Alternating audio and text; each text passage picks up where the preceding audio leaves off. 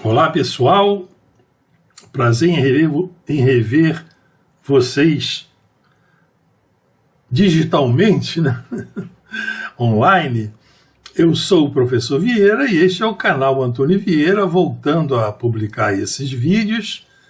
Espero que estejam todos bem e lembrando que o propósito deste canal é colaborar com a formação profissional de topógrafos, agrimensores, engenheiros civis e cartógrafos e agrimensores e estudantes de um modo geral das ciências que têm topografia, né, das profissões que têm topografia no seu currículo.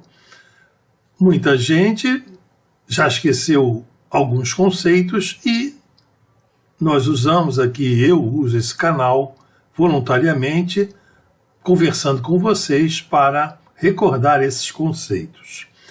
Estávamos falando nas últimas aulas sobre a estação total e os softwares que ela tem no seu bojo para facilitar a vida dos topógrafos nas suas locações. Dentre os vários softwares, tem o relacionado a estradas, o relacionado a linha de referência, todos eles que são aplicados nessa questão da construção de estradas, da implantação de estradas. Vamos então ver neste vídeo, começará uma série de outros, esses conceitos para que essa estação total seja usada e os nossos colegas, meus colegas topógrafos, saibam o que está se fazendo e o que está dentro dessa estação total. Então vamos conversar um pouco a respeito desses conceitos sobre a curva de transição e a superelevação. Vamos ver o que vem a ser isso.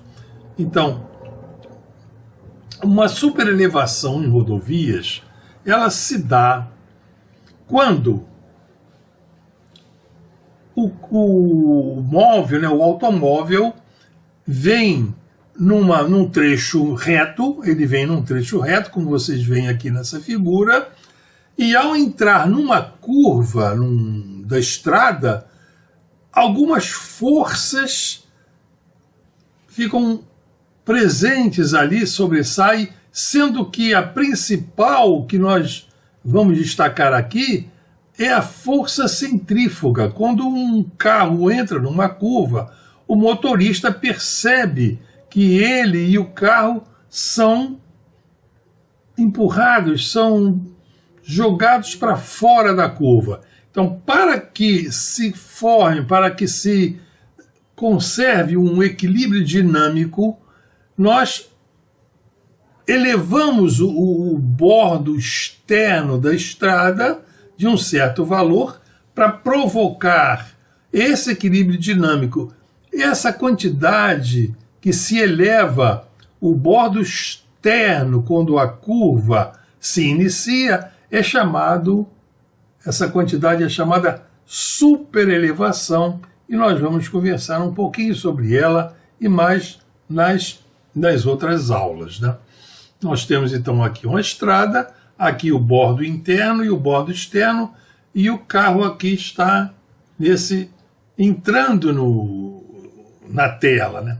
Então, vendo aqui no texto, a superelevação em rodovias é basicamente aplicada na porção horizontal da curva, na qual o bordo externo do pavimento fica mais elevado em relação ao bordo interno, provendo assim uma inclinação transversal ao longo da curva horizontal da rodovia, né?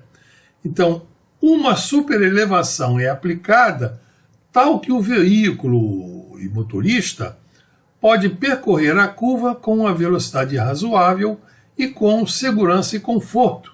O motorista não tem que ficar fazendo força para se jogar para dentro do veículo, uma vez que ele é empurrado para fora do veículo, né? Então reparem aqui que se formou um degrau aqui na estrada.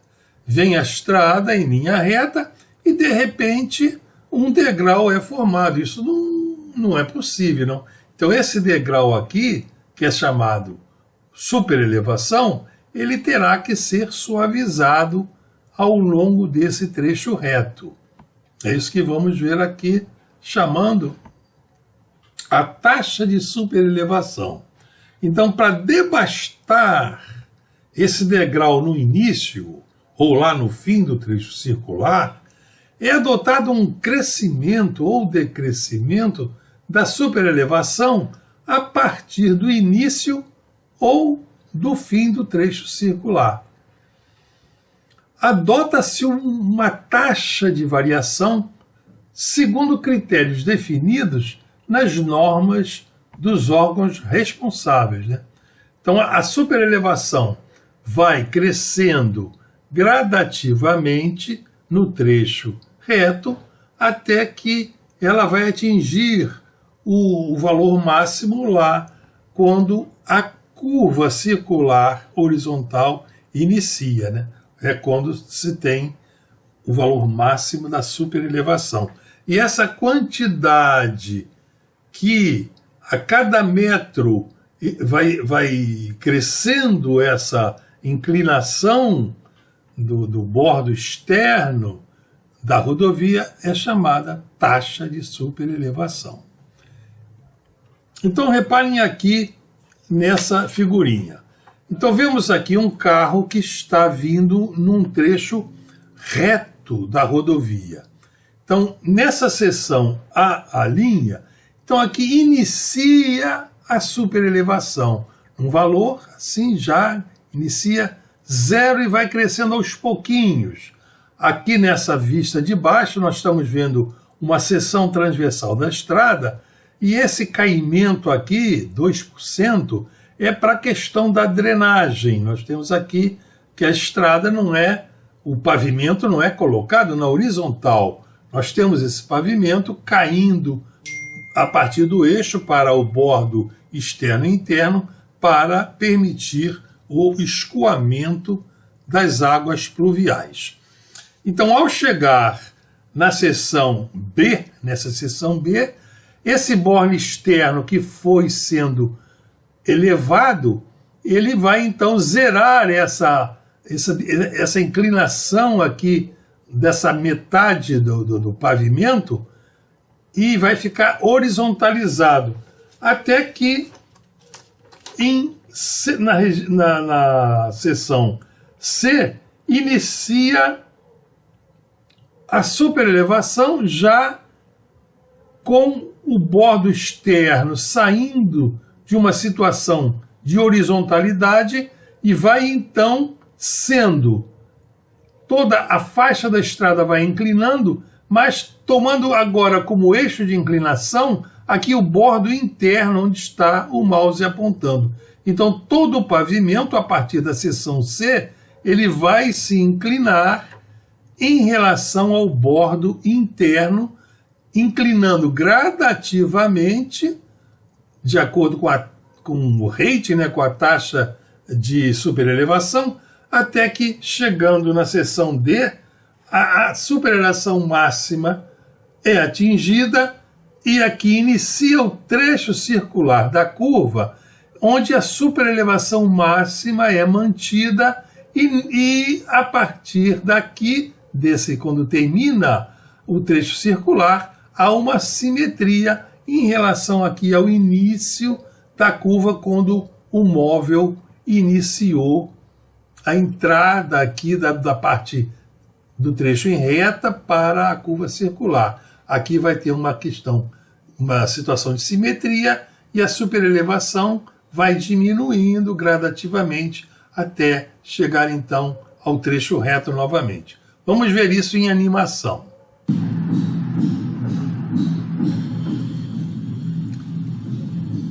O carro chegou na seção A, na seção B está horizontalizada, o pavimento da seção externa, e na seção C, então, vai iniciar a superelevação em relação ao bordo interno.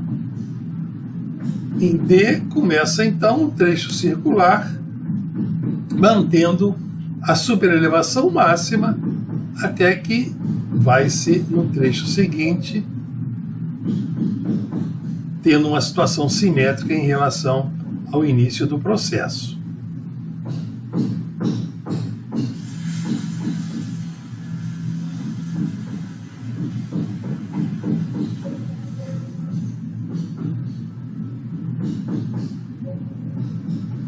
Está aqui nosso carro no trecho reto para prosseguir a sua viagem.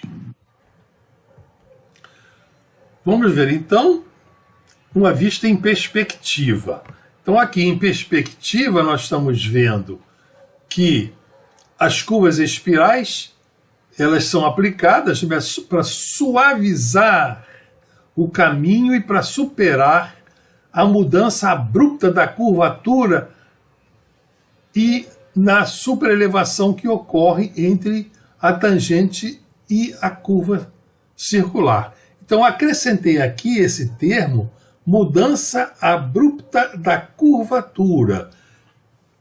Isso pelo seguinte, quando o móvel, o carro, está vindo no trecho reto, numa parte reta da estrada, o raio de curvatura dessa parte reta é infinito, infinitamente grande, né?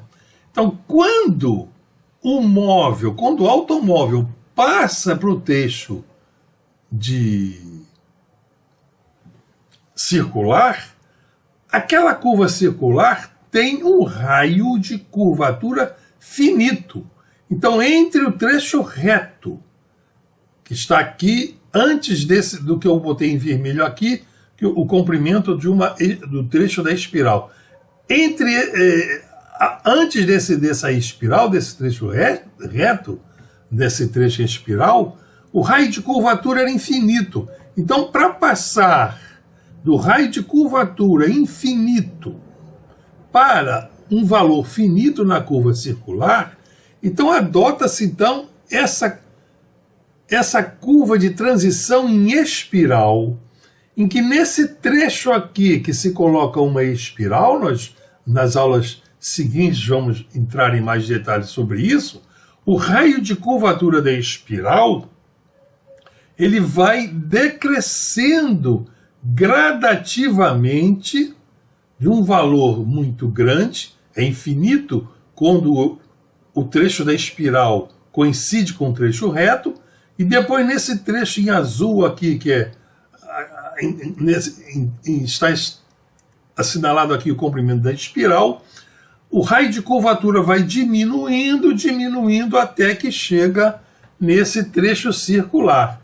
E aqui também está assinalado, para ilustrar, a questão da superelevação. A seção transversal, como vimos no slide anterior, ela tem esse caimento aqui por causa da drenagem, né, das águas pluviais, e o bordo externo aqui vai também aumentando gradativamente até que fica horizontal, isso também aqui variando a parte da superelevação, até que a superelevação vai atingir o valor máximo aqui no trecho circular. Então essa transição em espiral, ela vem até onde a curva circular começa, e no outro trecho, quando a curva circular termina, tem uma simetria. Então nós temos aqui, antes da espiral, um trecho em tangente, que é como se chamam as retas em estradas, aqui um trecho da curva circular, e no caso aqui, tanto no azul quanto nesse rosa, tem a curva em espiral, como nós estamos vendo aqui. Então aqui nessa figura em perspectiva, eu procurei colocar uma ideia conjunta, tanto da superelevação, que faz variar essa superelevação máxima aqui no trecho circular, e o raio de curvatura indo de infinito até um valor finito na curva circular. Os elementos notáveis da curva de transição, que nós vamos ver com mais detalhes então assim, é esse. Então na estrada nós temos aqui essas duas retas onde o mouse está vindo, que são as tangentes, aqui outra tangente aqui, e concordando essas duas tangentes, nós temos aqui essa curva composta, já pronta, composta desse trecho em espiral e no trecho da curva circular. E nós temos esses elementos notáveis. Quando há uma passagem aqui do trecho reto por trecho em espiral, neste ponto é chamado um TS, tangente à espiral. Adota-se esse S por causa da tradição de copiar dos livros em inglês. Espiral em inglês começa com S. Então nós temos aqui o trecho da espiral, essa curva aqui, e aqui tem o ponto que passa esse SC, onde termina o comprimento dessa curva em espiral e passa para o trecho em círculo. Então nesse ponto aqui é o ponto SC de espiral para círculo. Depois aqui é um trecho da curva circular, terminando a curva circular neste ponto de CS, então aqui é o círculo para espiral. Então o móvel então percorre esse trecho da curva em espiral até que passa da espiral para tangente, nesse ponto que está marcado espiral e tangente. Então aqui neste ponto TS, temos o raio de curvatura aqui, que é perpendicular à tangente, é infinito, né? E nesse trecho aqui, esse ângulo total entre o TS e o ST, tirando uma paralela aqui nessa linha pontilhada, passando por esse ponto O', nós temos então que esse ângulo aqui que subentende todo o trecho dessa curva de transição, esse ângulo central é chamado AC, ângulo central. Isso então é o ângulo central, é o ângulo de deflexão dessas duas tangentes da estrada. Está aqui o ângulo central, o ângulo de deflexão dessas duas tangentes. E temos também aqui, como θ, esse ângulo central que subentende esse trecho circular. Esse R índice C é o raio de curvatura, é o raio da parte circular dessa curva de transição. É o raio desse círculo, da circunferência que contém esse arco de círculo. E temos esse trecho, esse comprimento aqui entre TS e SC, chamado LS, L maiúsculo, que é o comprimento da curva espiral, tanto de um lado quanto do outro, que há uma simetria em relação a uma reta que passa pelo centro O' e por esse ponto de interseção das duas tangentes, que é o PI. Então essa reta que passa por esses dois pontos é a reta de simetria. Aqui, esse Ezinho é o afastamento do PI em relação ao vértice dessa curva composta, e temos aqui também mais alguns elementos, aqui algumas cotas, alguns offsets, que nós vamos falar com mais detalhes nas outras aulas. Então, o topógrafo, ele precisa conhecer todos esses elementos da curva, porque quer com uma trena, quer com o teodolito, quer com a estação total, ele vai trabalhar na locação desses pontos notáveis do eixo da estrada para que a curva seja construída. Então terminei assim essa pequena aula, espero que tenham notado, deem aí um joinha para que o YouTube ofereça essa nossa aula para outras pessoas que se interessem por ela. Os que não estão inscritos, se inscrevam para fortalecer o canal, e até a vista, pessoal.